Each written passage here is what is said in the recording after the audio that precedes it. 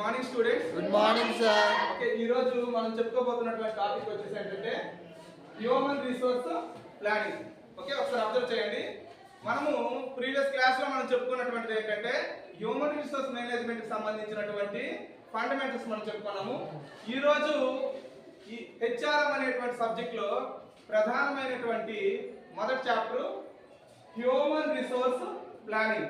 గుర్తుంచుకుంటారు, human resource planning అంటే ఏమీ లేదు. చిన్న ఎగ్జాంపుల్, మనం ఒక పని చేయడానికి ఎంతమంది వ్యక్తులు అవసరమో, అంటే ఒక పని చేయడానికి ఎంతమంది వ్యక్తులు అవసరమో ఆ అవసరాన్ని దృష్టిలో పెట్టుకొని అటువంటి వ్యక్తుల్ని మనము రిక్రూట్ చేసుకోవడము, లేదా అటువంటి వ్యక్తుల్ని మన సంస్థలోకి నియమించుకోవడానికి మనం ఏదైతే ప్రణాళికలు రూపొందించుకుంటామో ఆ ప్రణాళికల్ని హ్యూమన్ రిసోర్స్ ప్లానింగ్ అని చెప్తాం. అంటే దీని అర్థం ఏంటంటే ఒక ఆర్గనైజేషన్ లో భవిష్యత్ అవసరాలు దృష్టిలో పెట్టుకొని, ఒక ఆర్గనైజేషన్ లో భవిష్యత్ అవసరాలు దృష్టిలో పెట్టుకొని ఏ అవసరాల కోసం ఎంతమంది వ్యక్తులు మనకి మ్యాన్ పవర్ అవసరము, ఎంతమంది హ్యూమన్ రిసోర్స్ అవసరము అనేటువంటిది ముందుగానే మనం అంచనాలు రూపొందించుకొని ఒక ప్లాన్స్ అనేటువంటివి మనం రెడీ చేసుకుంటాము.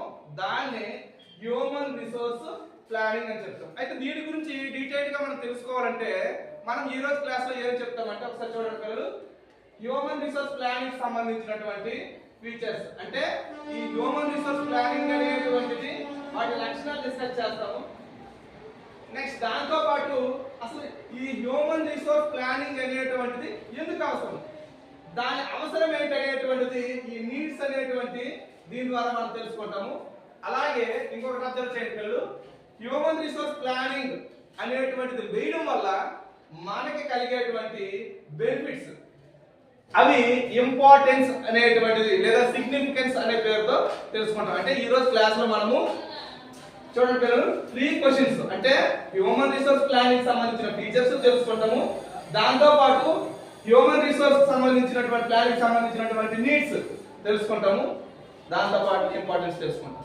దీంట్లో ఫస్ట్ గుర్తుంచుకోండి, అసలు హ్యూమన్ రిసోర్స్ ప్లానింగ్ కోసము డీటెయిల్ గా తెలుసుకునేటప్పుడు ఏ వ్యక్తి కోసం తెలుసుకోవాలన్నా ముందు వాడి యొక్క క్యారెక్టరిస్టిక్స్ తెలుసుకుంటాం. ఎలాగో ఇక్కడ హ్యూమన్ రిసోర్స్ ప్లానింగ్ కోసం కూడా తెలుసుకునేటప్పుడు ఈ ఫీచర్స్ ముందు తెలుసుకోవాలి. దీంట్లో ఫస్ట్ వన్ అబ్జర్వ్ చేయండి, dynamic activity.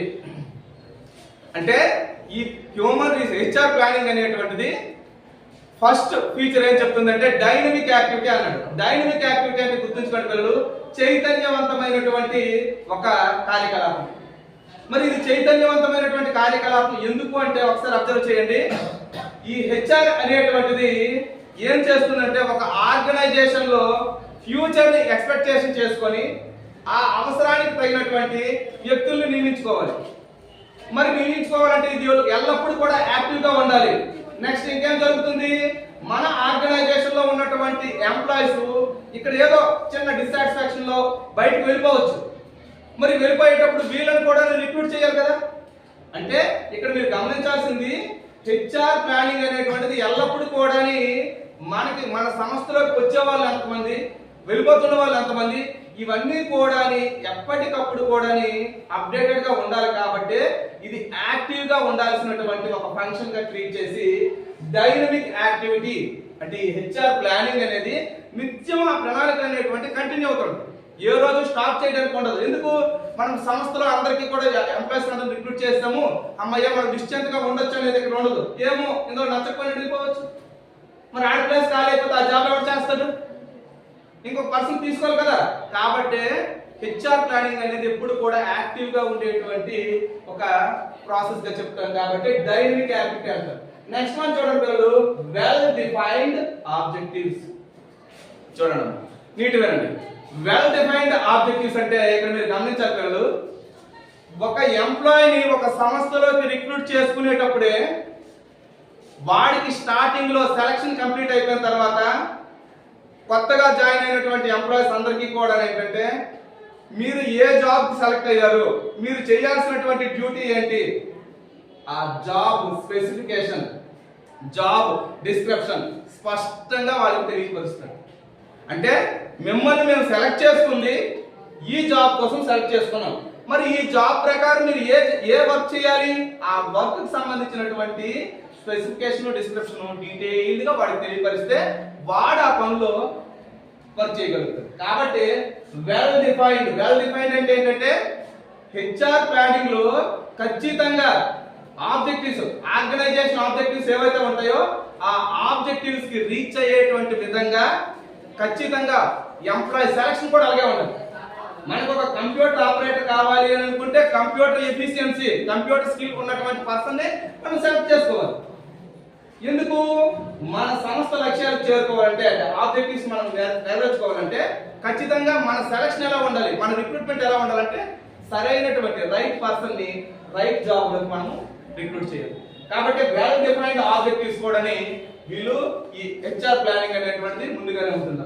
Next one determines. చూడండి, డిటర్మైన్స్ పర్సనల్ నీడ్స్.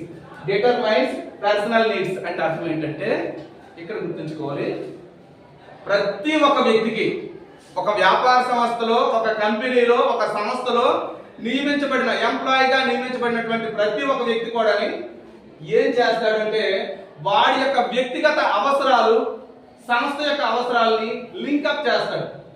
అందుకే డిటర్మైన్స్ పర్సనల్ నీడ్స్ అన్నాడు. డిటర్మైన్స్ పర్సనల్ నీడ్స్ అంటే ఏంటంటే కొంతమంది చూడండి పిల్లలు, కొంతమంది డబ్బుల కోసమే జాబులు జాయిన్ అవ్వచ్చు.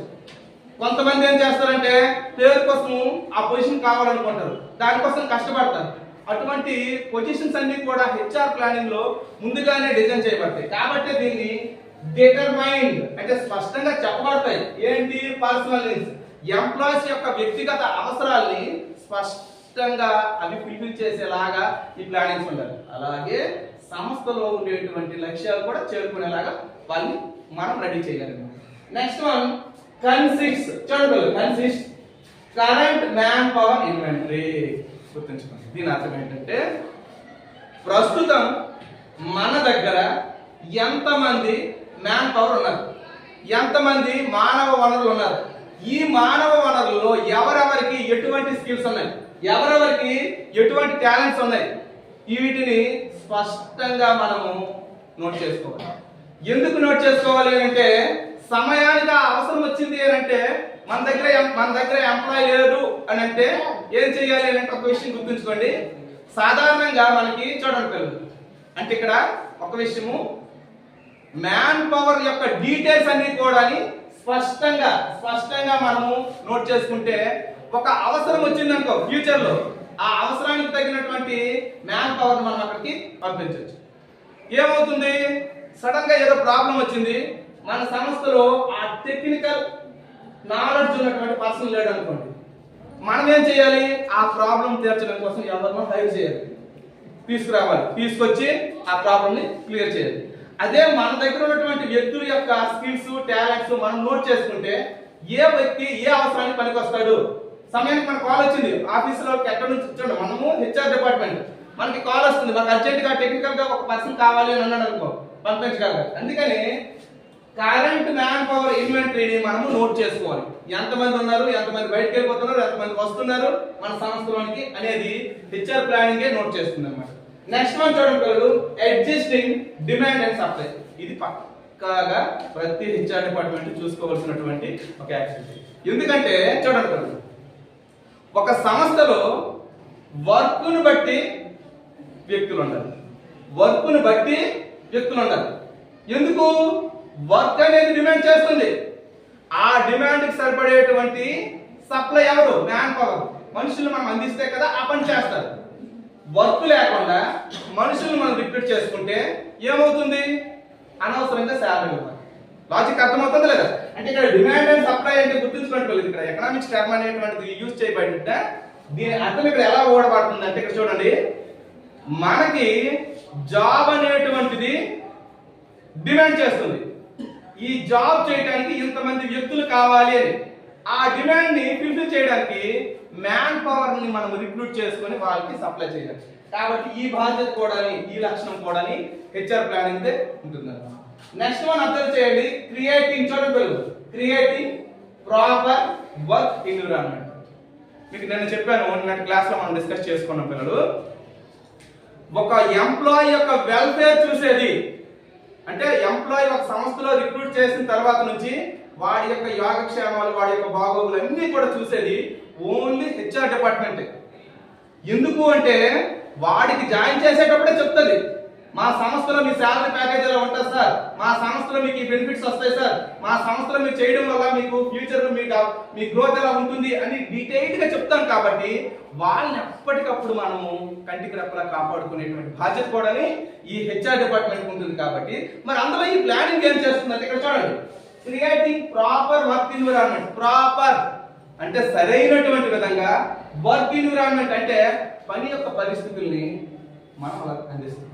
అంటే పని చేసేటప్పుడు సపోజ్ నైట్ టైం వర్క్ అనుకో, వెలుగు ఉండాలి, లేదా ఏదైనా ఫిజికల్ వర్క్ అనుకో, దానికి అవసరమైనటువంటి పనిముట్లు ఉండాలి. వీటన్నిటిని ఎవరు సమకూర్చాలి?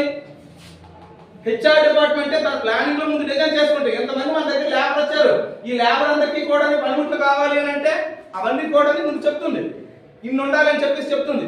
కాబట్టి వర్క్ ఎన్విరాన్మెంట్ అంటే అర్థం ఏంటంటే ఇక్కడ గుర్తుంచుకుంటారు, ఎవరైతే ఎంప్లాయీస్ గా రిక్రూట్ అయ్యారో ఆ ఎంప్లాయీస్ పనిని సులభంగా, పనిని ఎటువంటి ఇబ్బంది లేకుండా చేయడానికి ఆ పరిస్థితులను కల్పించే బాధ్యత హెచ్ఆర్ డిపార్ట్మెంట్ ఉంటుంది. ఆ హెచ్ఆర్ డిపార్ట్మెంట్ లో ప్లానింగ్ సెక్షన్ ఇది చూసుకుంటాం. నెక్స్ట్ వన్ చూడండి, development of policies. Okay, development of policies.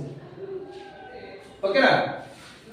Development of policies అంటే గుర్తుంచుకోండి పిల్లలు, ఒక ఆర్గనైజేషన్ ఒక గోల్స్ ఆబ్జెక్టివ్స్ ని నిర్ణయించుకొని దానికి రీచ్ అవడం కోసము కొన్ని పాలసీస్, కొన్ని ప్రొసీజర్స్ ని రెడీ చేస్తాయి. మరి ఆ పాలసీస్ ని, ప్రొసీజర్స్ ని ఫాలో చేసేటువంటి పర్సన్స్ కావాలి, వ్యక్తులు ఉండాలి. ఆ వ్యక్తులు ఎక్కడి నుంచి వస్తారు అంటే హెచ్ఆర్ డిపార్ట్మెంట్ నుంచి వస్తారు. కాబట్టి ఏదైనా ఒక ఆర్గనైజేషన్ గోల్స్ చేరుకోవాలంటే లేదా ఆబ్జెక్టివ్స్ రీచ్ అవ్వాలంటే ఖచ్చితంగా ఆ ఆబ్జెక్టివ్స్, ఆ గోల్స్ చేరుకోవడానికి కొన్ని పాలసీస్ ని, ప్రొసీజర్స్ ని ఫాలో అవ్వాల్సి ఉంటుంది. మరి ఈ పాలసీస్, ప్రొసీజర్స్ ని ఫాలో అవ్వాలి అంటే వాటికి అవసరమైనటువంటి పర్సన్స్ అక్కడ నీడ్ ఉంటుంది. కాబట్టి వాటిని ఎవరు అందిస్తారు?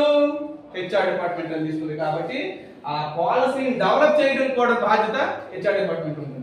మరి ఈ హెచ్ఆర్ ప్లానింగ్ లో చిట్ట చివరి ఫీచర్ చూస్తే కాంప్లిమెంటరీ టు ఆర్గనైజేషన్ ప్లానింగ్.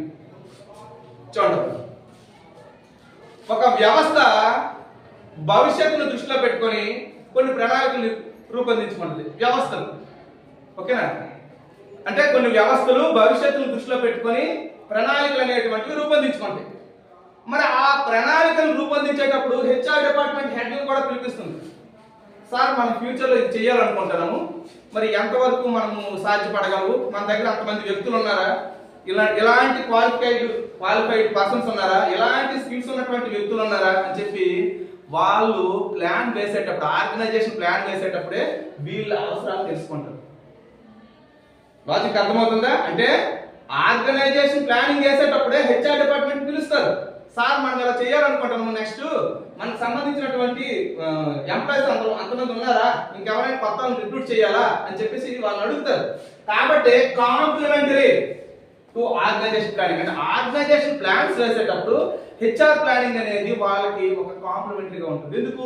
వీళ్ళ దగ్గర అన్ని డేటా ఉంటుంది, ఎంప్లాయీస్ డేటా ఉంటుంది, ఎంప్లాయీస్ స్కిల్స్ డేటా ఉంటుంది, ఎంప్లాయీస్ యొక్క క్వాలిఫికేషన్స్ సంబంధించినటువంటి డేటా ఉంటుంది. వీటన్నింటిని దృష్టిలో పెట్టుకొని వాళ్ళు ఫ్యూచర్ ప్లాన్స్ వేసుకోవచ్చు.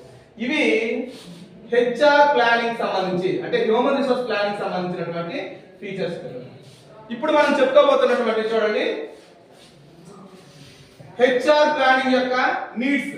అంటే అసలు ఈ హెచ్ఆర్ హ్యూమన్ రిసోర్స్ ప్లానింగ్ అనేది అవసరమా, అవసరమైతే ఎందుకు, ఇక్కడ మనం డిస్కస్ చేస్తాం. అంటే హ్యూమన్ రిసోర్స్ ప్లానింగ్ అనేటువంటిది ఎందుకు అనేటువంటి మనము ఈ నీడ్స్ అనేటువంటి ఈ టాపిక్ లో డిస్కస్ చేస్తాము. ఒక్కసారి అబ్జర్వ్ చేయండి. దీంట్లో ఫస్ట్ వన్ చూడండి, ఎంప్లాయ్మెంట్ అండ్ అన్ఎంప్లాయ్మెంట్ సిచ్యువేషన్. దీని అర్థం ఏంటంటే గుర్తుంచుకోండి, హెచ్ఆర్ ప్లానింగ్ ఉండేది, హెచ్ఆర్ ప్లానింగ్ ఉన్నది దేనికోసం అంటే ఉద్యోగ అవకాశాలు కల్పించడం మరియు అన్ఎంప్లాయ్మెంట్ అనేటువంటి దాన్ని తొలగించడం కోసము హెచ్ఆర్ డిపార్ట్మెంట్. మీకు తెలుసో లేదో పిల్లలు, మన భారతదేశ పరిధిలో కూడా మానవ వనరుల అభివృద్ధి ఎంత జరిగింది, మన దేశంలో ఉన్నటువంటి వ్యక్తులు ఎంతమంది, ఈ వ్యక్తుల్లో ఎంతమందికి ఎటువంటి టాలెంట్స్ ఉన్నాయి. అందుకే భవిష్యత్తులో అంటే రీసెంట్ గా ఒక టాపిక్ కూడా వచ్చింది. అంటే మన దేశంలో ఉన్న జనాభాలో ఎవరెవరి యొక్క స్కిల్స్ ని నమోదు చేసేటువంటి ప్రక్రియ మన ఆంధ్రప్రదేశ్ గవర్నమెంట్ స్టార్ట్ చేయాలనేటువంటి ప్లాన్ వచ్చింది. అంటే ప్రతి ఇంట్లో కూడా చదువుకునే వాళ్ళు అంతమంది, లేదా వాళ్ళకి ఏవైనా టెక్నికల్ గా ఇప్పుడు టైలరింగ్ లేకపోతే ఎవరికైనా ఏవైనా వచ్చిన వృత్తులకు సంబంధించినటువంటి ఆ స్కిల్స్ ఉన్నాయా, ఇవన్నీ కూడా ఆ స్కిల్స్ గణన అనేటువంటిది లెక్కించడం అనేటువంటి చేయాలనుకుంది. దానికి రీజన్ ఏంటంటే ఈ స్కిల్స్ అనేటువంటి వాటి కోసం డీటెయిల్ మనం తెలుసుకుంటే వాళ్ళకి ఆపర్చునిటీస్ మనం కల్పించవచ్చు అని గవర్నమెంట్ ప్లాన్ చేసింది. అంటే మరి ఇక్కడ మీరు గమనించాల్సింది ఏంటంటే వ్యక్తులకు ఉద్యోగ అవకాశాలు కల్పించడం కోసము హెచ్ఆర్ ప్లానింగ్ అవసరము. నెక్స్ట్ అన్ఎంప్లాయ్మెంట్ సిచ్యువేషన్, అంటే ఏదైతే నిరుద్యోగ సమస్యలు ఉన్నాయి కదా పరిస్థితులు, వాటిని తొలగించాలన్నా హెచ్ఆర్ డిపార్ట్మెంట్ ప్లాన్ చేసుకోవాలి. వాళ్ళ అవసరాన్ని బట్టి రిక్వైర్మెంట్ బట్టి. అందరూ నిరుద్యోగులు ఉన్నారు కదా, అందరికీ ఉద్యోగాలు ఇవ్వలేవు కదా, కాబట్టి సిచ్యువేషన్ బట్టి వర్క్ డిమాండ్ బట్టి జాబ్ రిక్వైర్మెంట్ బట్టి అన్ఎంప్లాయ్మెంట్ ని తొలగించడం కోసం ఒక ఆర్గనైజేషన్ లో తీసుకున్నా కానీ ఇవి హెచ్ఆర్ ప్లానింగ్ లో కంపల్సరీగా అవసరం అన్నమాట. నెక్స్ట్ టెక్నాలజికల్ చేంజెస్ వినండి. ఈ టెక్నాలజికల్ చేంజెస్ అంటే చిన్న ఎగ్జాంపుల్ చెప్తాను, నీటి వినండి, అర్థం చేసుకోండి. ఇప్పుడు మనము మాన్యువల్ లో ఉన్నాం, మాన్యువల్ పొజిషన్ లో ఉన్నాం అనుకోండి, అంటే కంప్యూటర్ యుగంలో లేవు అనుకోండి. జస్ట్ సడన్ గా కంప్యూటర్ అనేటువంటి టెక్నాలజీ మొత్తం వరల్డ్ వైడ్ వచ్చింది, మన సంస్థలో కూడా మార్చారు. మన సంస్థలో టెక్నాలజీని ఇంప్లిమెంట్ చేయాలనుకుంటారు. మరి టెక్నాలజీని ఇంప్లిమెంట్ చేయాలి అంటే దాన్ని తెలిసిన వ్యక్తులు ఉండాలి కదా ముందు. ఇప్పుడు టెక్నాలజీ మన సంస్థ ఇప్పుడు ఏం లేదబ్బా, మీకు తెలుసో లేదు, మేము డిగ్రీ చదువుకొని ఆ టైంలో ఏంటంటే బ్యాంకింగ్ సెక్టర్ అంతా కూడా కంప్యూటరైజ్ చేశాడు. అంతకుముందు అంతా మాన్యువల్ బుక్లోనే రాశారు, పాస్బుక్ అనేది రాసి ఇచ్చేవాడు బ్యాంక్ సంబంధించిన క్లర్క్లు, కంప్యూటర్ లేక ఉండేకోవు. అప్పుడు ఏం చేశారు, ఈ బ్యాంకులో పనిచేసిన ఉద్యోగులు అందరూ కూడా కంప్యూటర్ సెంటర్కి వెళ్ళారు. ఎందుకు మరి అలా రావు? అప్పుడు వరకు మాకు ఏమొచ్చు, మాన్యువల్ వచ్చు, బ్యాంక్ మేనేజర్కి రావు, బ్యాంకు క్యాషియర్లకు రావు, ఎవరికి రావు. ఇలా అందరూ కంప్యూటర్ సెంటర్కి ఉదయం పూట జాబ్ చేసుకునేవారు, సాయంత్రం పూట అక్కడికి వెళ్ళి నేర్చుకునేవారు. అంటే టెక్నాలజికల్ చేంజెస్ వచ్చినా కానీ ఈ హెచ్ఆర్ ప్లానింగ్ అనేది రీడ్ అవుతుంది. ఎందుకు మన సంస్థలో ఎంతమందికి వచ్చు, ఓ 5కే వచ్చా, మరి ఈ 5 ద్వారా ఇంకో అందరికీ కూడా నేర్పించాలంటే మనకి ఇన్ని సిస్టమ్లు కావాలా, ఇవన్నీ కూడా నేర్పించడం రావాలి. అంటే టెక్నాలజికల్ చేంజెస్ వచ్చినా కానీ దానికోసం కూడా హెచ్ఆర్ ప్లాన్ చేసుకోవాలి ఒక ఆర్గనైజేషన్ లో. నెక్స్ట్ వన్ ఆర్గనైజేషనల్ చేంజెస్ గుర్తుంచుకోండి నీట్గా. ఆర్గనైజేషనల్ చేంజెస్ అంటే కొన్ని సందర్భాల్లో వ్యవస్థలు లేదా సంస్థలు ఏం చేస్తాయంటే పూర్తిగా ఆ వ్యవస్థ లేదా సంస్థలో పూర్తిగా మార్పులు చోటు చేసుకునేటువంటి అవకాశం ఉంటుంది. అంటే వ్యవస్థలో ఉండేటువంటి డిపార్ట్మెంట్లో, వ్యవస్థలో ఉండేటువంటి స్వభావంలో మార్పులు జరుగుతాయి. మరి ఆ మార్పులకి తగినటువంటి విధంగా మనం కూడా ఏం చేయాలి, అటువంటి వ్యక్తుల్ని రిక్రూట్మెంట్ చేసుకోవాలి. లాజిక్ అర్థమవుతుందా? చూడండి, టెక్నాలజికల్ చేంజ్ అంటే చిన్న ఎగ్జాంపుల్ ఏం లేదు, ఎక్కడి వరకు అవసరం లేదు. మనకు ఊర్లో ఇంతకుముందు ఏవైనా వస్తువులు అమ్మేటువంటి వ్యక్తులు నోట్తో అరిచి వీధి తిరిగి అమ్మేవారు. ఇప్పుడు ఎవరు అరుస్తారా? ఒక ఆడియో క్యాసెట్ పెట్టేస్తున్నారు, చిన్న మైక్ ఉంటుంది, అది ప్లే చేస్తే ఆ ఊరు మొత్తం తిరుగుతుంది, బండి వేసుకొని తిరుగుతుంటే అదే చెప్తుంది. అంటే టెక్నాలజీ చేంజ్ అయింది.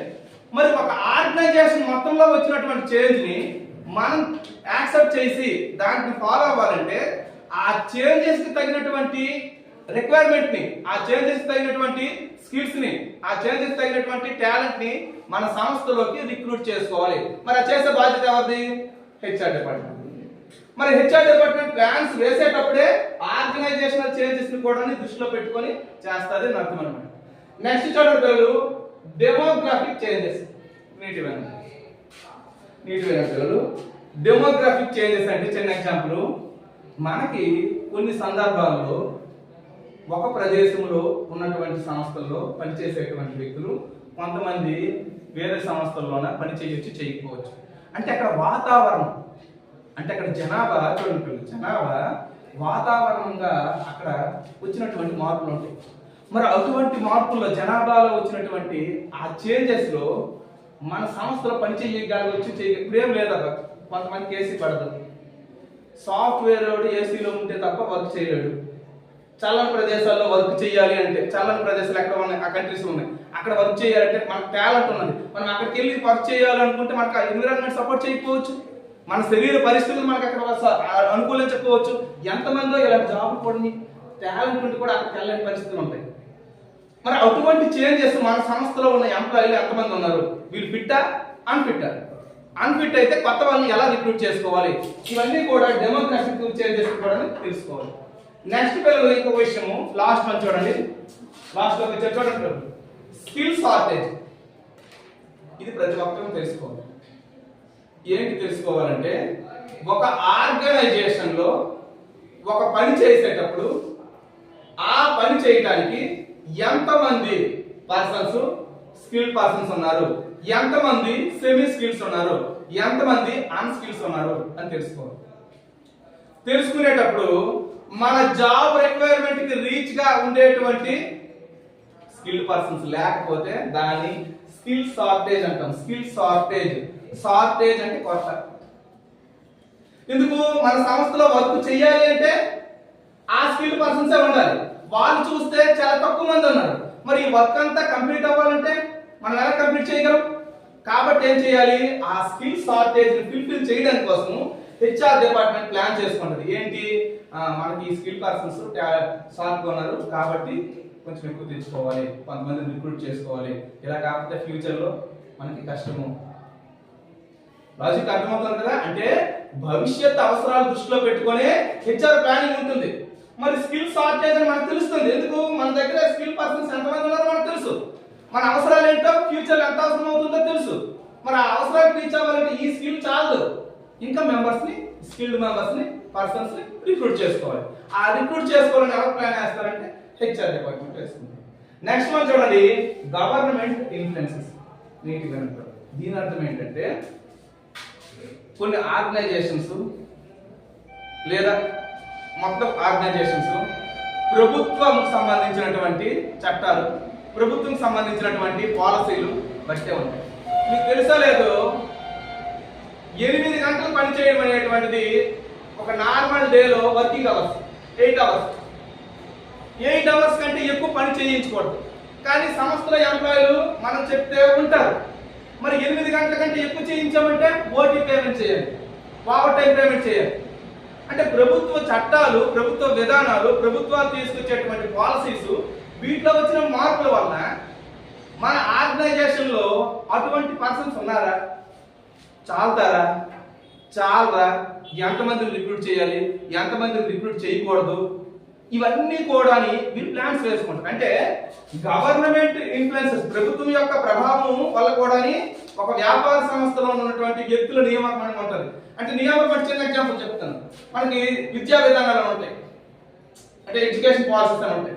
ఎడ్యుకేషన్ పాలసీస్ లో ఏం చెప్తాయంటే, ఇంతమంది స్టూడెంట్ ఒక క్లాస్ ఉండాలి, ఇంతమందికి ఒక సెక్షన్ ఉండాలి, ఇంతమందికి ఒక సెక్షన్ ఉండకూడదు.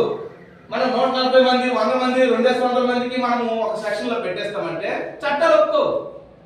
ఇప్పుడు జనరల్ గా ఆలోచించండి, ఏం లేదు, ఒక 60 మంది 70 మంది ఉన్నారు అనుకోండి. అంటే 60 నుండి 70 మంది మనము ఒక ఎగ్జాంపుల్ చెప్పాం కదా క్లాస్ రూమ్ లో. మరి ఆ స్ట్రెంత్ కి ఒకే పర్సన్ క్లాస్ చెప్పొచ్చు. కానీ గవర్నమెంట్ ఇన్ఫ్లుయెన్స్ ఏం చేస్తుంది అంటే, 30 మెంబర్స్ కి ఒక సెక్షన్ నియమించాలి, ఆ ఒక సెక్షన్ కి ఒక టీచర్ పెట్టాలి అని గవర్నమెంట్ ఇన్ఫ్లుయెన్స్ ఉంటే అప్పుడు ఏమవుతుంది, ఆ 60 మెంబర్స్ కి 2 వ్యక్తులు రిక్రూట్ చేసుకోవాల్సి వస్తుంది. అంటే గవర్నమెంట్ ఇన్ఫ్లుయెన్స్ వల్ల ఎంప్లాయీ రిక్రూట్మెంట్ పెరగనవచ్చు, కొన్ని తగ్గనవచ్చు, ఇటువంటివి జరుగుతాయి. ఇవన్నీ మరి ఎవరు ప్లాన్ చేసుకోవాలి, హెచ్ఆర్ ప్లానింగ్ వల్ల అవసరం ఉంటుంది అన్నమాట. నెక్స్ట్ చూడండి పిల్లలు, లెజిస్లేటివ్ కంట్రోల్. చూడండి, ఈ లెజిస్లేటివ్ కంట్రోల్ అంటే ఏంటంటే, కొన్ని సందర్భాల్లో చూడండి అమ్మా, ఉత్పత్తి సంస్థలు అవ్వచ్చు, వ్యాపార సంస్థలు అవ్వచ్చు, ఈ సంస్థల్లో ఖచ్చితంగా వాళ్ళ పనితీరులో చట్టపరమైనటువంటి కొన్ని నిబంధనలు, చట్టపరమైనటువంటి కొన్ని నియంత్రణలు ఉంటాయి.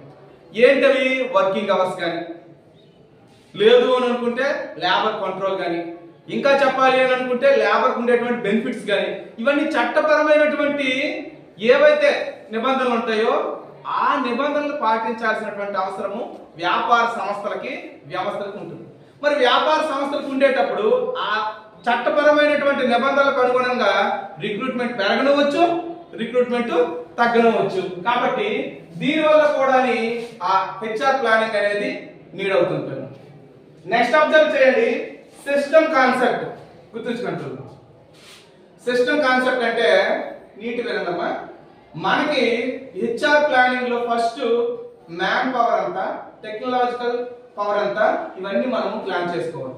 ఎందుకంటే కొన్ని మనుషులు ప్రత్యక్షంగా చేస్తారు, కొన్ని టెక్నాలజీని ఉపయోగించి చేయాల్సినటువంటి సందర్భాలు ఉంటాయి. మరి అటువంటిప్పుడు ఈ సిస్టమ్ సంబంధించినటువంటి కాన్సెప్ట్ ని దృష్టిలో పెట్టుకొని కూడా హెచ్ఆర్ అనేటువంటిది ప్లాన్ చేసుకోవాలి. అంటే మ్యాన్ పవర్ ని ప్లాన్ చేసుకోవాల్సి ఉంటుంది. ఎందుకు? సిస్టమ్ తో అవైలబిలిటీ మన దగ్గర ఉంది కాబట్టి మనం ఏంటంటే మ్యాన్ పవర్ తగ్గించుకోవచ్చు. ఎందుకు? అంతమంది మనుషులే వర్క్ చేయాల్సిన అవసరం లేదు. దాని ప్లేస్ లో ఇక్కడ మిషనరీస్ అనేటువంటివి వర్క్ చేస్తుంటాయి. కాబట్టి ఈ సిస్టమ్ కాన్సెప్ట్ కూడా మన హెచ్ఆర్ ప్లానింగ్ లో భాగంగా ఉంటుంది అన్నమాట.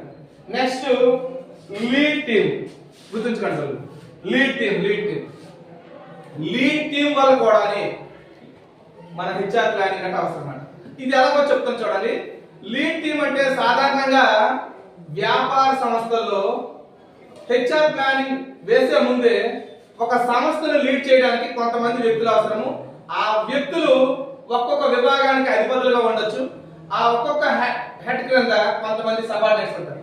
మరి వీళ్ళందరూ కూడా ఎంతమంది అంటే ఒక హెడ్ క్రింద ఎంతమంది మ్యాన్ పవర్ అవసరమో ఇవన్నీ కూడా ఏంటంటే లీడ్ టీమ్ అనేటువంటి కాన్సెప్ట్ బేస్ చేసుకొని, అంటే కొంతమంది వ్యక్తులకి ఒక టీమ్ లీడర్, కొంతమంది వ్యక్తులకి ఒక ఆఫీసర్, లేదా కొంతమంది వ్యక్తులకి ఒక మేనేజర్ అని చెప్తూ ఒక టీమ్ ని లీడ్ చేసే విధంగా హెచ్ఆర్ ప్లానింగ్ అనేటువంటిది డిజైన్ చేయబడుతుంది. అంటే ఇక్కడ మనం టీమ్ లీడ్ చేయాలన్నా హెచ్ఆర్ ప్లానింగ్ అవసరం. ఇంతతో మనము ఈ లీడ్స్ సంబంధించి విషయాలు మనం తెలుసుకున్నప్పుడు మనము ఈ హెచ్ఆర్ ప్లానింగ్ లో చివరి అంశం ఒకసారి పరిశీలిస్తే ఇంపార్టెన్స్, అంటే హెచ్ఆర్ ప్లానింగ్ యొక్క ఇంపార్టెన్స్ మనం ఇప్పుడు డిస్కస్ చేస్తున్నామమ్మా. ఒకసారి చూడండి, ఈ ఇంపార్టెన్స్ ఏం చెప్తుంది అంటే first one, future man power needs. ఇది గుర్తుంచుకోవాలి. హెచ్ఆర్ డిపార్ట్మెంట్ ఉండేదే ప్రస్తుత అవసరాలకి అనుగుణంగా రిక్రూట్ చేయడము ఒక బాధ్యత అయితే, హెచ్ఆర్ ప్లానింగ్ అన్నాం కదా. ప్లానింగ్ అంటే భవిష్యత్తు దృష్టిలో పెట్టుకుంది. భవిష్యత్తులో మనం ఏం చేస్తాము, మన గోల్స్ ఏంటి, మన టార్గెట్స్ ఏంటి, మరి ఆ టార్గెట్స్ ని రీచ్ అవ్వాలంటే మనం ఎంతమంది మ్యాన్ పవర్ ని మనము రిక్రూట్ చేసుకోవాలి. అంటే ఫ్యూచర్ కి సంబంధించి మ్యాన్ పవర్ ఎంత అవసరమో ఖచ్చితంగా ఈ హెచ్ఆర్ ప్లానింగ్ ఫిక్స్ చేస్తుంది. కాబట్టి ఫ్యూచర్ మ్యాన్ పవర్ నీడ్స్, ఆ అవసరాలను గుర్తించడం కూడా చేస్తుంది అని అర్థం. నెక్స్ట్ వన్ చూడండి, కాపింగ్ చేంజెస్ అంటే గుర్తుంచుకుంటారు. ప్రస్తుతం బిజినెస్ ఎన్విరాన్మెంట్ లో అవ్వచ్చు, లేదా ప్రస్తుతం ఎన్విరాన్మెంట్ లో వచ్చినటువంటి చేంజెస్ వల్ల ఆ చేంజెస్ మన ఆర్గనైజేషన్ లో వచ్చేటప్పుడు, మనము హెచ్ఆర్ ప్లానింగ్ ని ఏ విధంగా చేసుకోవాలి, ఆ హెచ్ఆర్ మ్యాన్ పవర్ ని ఎలా ప్లాన్ చేసుకోవాలి. ఎందుకు? ఎన్విరాన్మెంట్ లో చేంజ్ వచ్చింది అంటే ఆటోమేటిక్ గా మన ఆర్గనైజేషన్ లో చేంజ్ కనిపిస్తుంది. మరి చేంజ్ కి తగినటువంటి రిక్రూట్మెంట్ అనేటువంటిది, చేంజ్ కి తగినటువంటి మ్యాన్ పవర్ అనేటువంటిది మనం రెడీ చేసుకోవాలి. ఏం లేదు, సడన్ గా ఎవరో ఆర్డర్ వచ్చారు, ఆ ఆర్డర్ తగినప్పటికీ నా దగ్గర లేబర్ లేదు, నేను ఈ ఆర్డర్ టేకప్ చేయను అంటే మనమే బిజినెస్ కోల్పోతాం. అంటే ఫ్యూచర్ లో వచ్చేటువంటి ఆ డిమాండ్ కి సంబంధించి, ఫ్యూచర్ లో వచ్చేటువంటి లేదా ఎన్విరాన్మెంట్ లో వచ్చేటువంటి ఆ చేంజెస్ తగినటువంటి విధంగా మనం రెడీ చేసుకోగలగాలి. అదే కాపీయింగ్ చేంజెస్ అని. నెక్స్ట్ వన్ చూడండి, రిక్రూట్మెంట్ ఆఫ్ టాలెంటెడ్ పర్సనల్ అంటే అర్థం ఏంటంటే మనము ఎవరినైతే నియమించుకోవాలనుకుంటున్నామో ఆ నియమించుకోవాలనుకునేటువంటి వ్యక్తులు ఖచ్చితంగా మన అవసరాలకి సరిపడేటువంటి లేదా మన జాబ్ కి సరిపడినటువంటి టాలెంటెడ్ పర్సన్స్ మాత్రమే అయి ఉండాలి. టాలెంటెడ్ అని ఈ పదంలో మనం ఏం చూడాలి అంటే, ఒకటి క్వాలిఫైడ్ అండ్ స్కిల్డ్. ఈ రెండు పదాలు కూడా టాలెంటెడ్ లో భాగంగా ఉంటాయి. ఎందుకు? వాడి యొక్క ఆ టాలెంట్ అనేటువంటిది ఈ జాబ్ రిక్వైర్మెంట్ నీడ్. కాబట్టి ఖచ్చితంగా ఈ హెచ్ఆర్ ప్లానింగ్ లో మనం రిక్రూట్ చేసుకున్న ప్రతి ఎంప్లాయీ కూడా ఏంటంటే టాలెంటెడ్ పర్సన్ అయి ఉండాలి అనేది ఇది చెప్తుంది అన్నమాట. Next one, development of human resource. గుర్తుంచుకోండి, మనము ఒక సంస్థను స్థాపించాము, కొంతమందికి ఉపాధి ఇస్తున్నాము, ఇక్కడ వరకు బాగానే ఉంది. మరి ఆ వ్యక్తులు మన సంస్థలో నార్మల్గా ఉద్యోగులుగా జాయిన్ అయ్యి మన సంస్థలో పని చేయటానికి వాళ్ళు కొన్ని స్కిల్స్ నేర్చుకోవాల్సిన సందర్భం వచ్చింది. వాళ్ళు స్కిల్స్ నేర్చుకునేటప్పుడు మీరే డబ్బులు ఖర్చు పెట్టి మీరే నేర్చుకోండి అన్నట్టు అవ్వదు. మన అవసరానికి వాళ్ళు రిక్రూట్ చేసుకున్నాము, వాళ్ళ భవిష్యత్తు ఉపయోగానికి ప్లస్ మన సంస్థ అవసరాలకి రెండింటికి కలిపి వాళ్ళకి ట్రైనింగ్ ఇప్పించాలి. వాళ్ళకి ట్రైనింగ్ ఇప్పిస్తే వాళ్ళేమో మన సంస్థలో చాలా సులభంగా పని చేయగలుగుతారు. దానివల్ల ఒకటి సంస్థకి మేలు, రెండోది వాళ్ళు డెవలప్ అవ్వడం వల్ల స్కిల్స్ నేర్చుకోవడం వల్ల వాళ్ళ ఫ్యూచర్ కూడా మేలు అవుతుంది. అందుకే డెవలప్మెంట్ ఆఫ్ హ్యూమన్ రిసోర్స్ అన్నట్టు. ఈరోజు చాలా వరకు కూడా చూస్తే యూత్ లో ఎక్కువగా ఈ స్కిల్స్ రిక్వైర్మెంట్ ఉన్నదని చెప్పేసి స్కిల్ సెంటర్స్ అనేటువంటివి ఎస్టాబ్లిష్ చేశారు. ఇప్పుడు మనకి ఇక్కడ ఏపీఎస్ఎస్డిసి ఉంది కదా, ఈ ఏపీఎస్ఎస్డిసి ఎందుకు ఉంది? గ్రాడ్యుయేషన్ లెవెల్లోనే విద్యార్థులకి కొన్ని స్కిల్స్ అనేటువంటివి నేర్పడం వల్ల భవిష్యత్తులో వాళ్ళు జాబ్ మార్కెట్లోకి వెళ్తే ఆ స్కిల్స్ తో వాళ్ళు జాబ్ చేసుకుంటారు, లేదా ఆ జాబ్స్ ఈ స్కిల్స్ తో ఈజీగా చేయగలుగుతారు. అందుకే చూడండి అబ్బా, హ్యూమన్ రిసోర్స్ ఎవరైతే ఉన్నారో మానవ వనరులు, వాళ్ళ అభివృద్ధికి ఈ హెచ్ఆర్ ప్లానింగ్ అనేది ప్లాన్ చేస్తున్నారు. నెక్స్ట్ వన్ చూడండి, proper utilisation of man power. ఇది ఖచ్చితంగా హెచ్ఆర్ డిపార్ట్మెంట్ ప్లాన్ చేస్తారు. ఎందుకంటే మనకి రిక్వైర్మెంట్ ఎంత, జాబ్ కి రిక్వైర్మెంట్ ఎంత, ఆ రిక్వైర్మెంట్ కి సరైనటువంటి వ్యక్తుల్ని మనం రిక్రూట్ చేసుకున్నాము, ఆ సరైన వ్యక్తుల్ని ఆ జాబ్ కి ఎండార్స్ చేసుకున్నాం. అంటే ఇక్కడ ఎంతమంది వ్యక్తులు మనం రిక్రూట్ చేసుకున్నామంటే అంతవరకు వాళ్ళ చేయించుకోవాలి. పని తక్కువ ఉండి ఎక్కువ మంది రిక్రూట్ చేసుకుంటే మనకు ఖర్చు పెరిగిపోతుంది. అలా కాకుండా పని ఎక్కువ ఉండి తక్కువ మంది రిక్రూట్ చేసుకున్నామంటే మన ప్రొడక్షన్ అనేది తగ్గిపోతుంది, మనకు రావాల్సిన లాభాలు తగ్గిపోతాయి. కాబట్టి ఎప్పుడు కూడా ఆ రెండింటిని కూడా బ్యాలెన్స్ చేస్తూ ఉండాలి. దాని బాధ్యత ఎవరిది? హెచ్ఆర్ డిపార్ట్మెంట్ ఉంటుంది.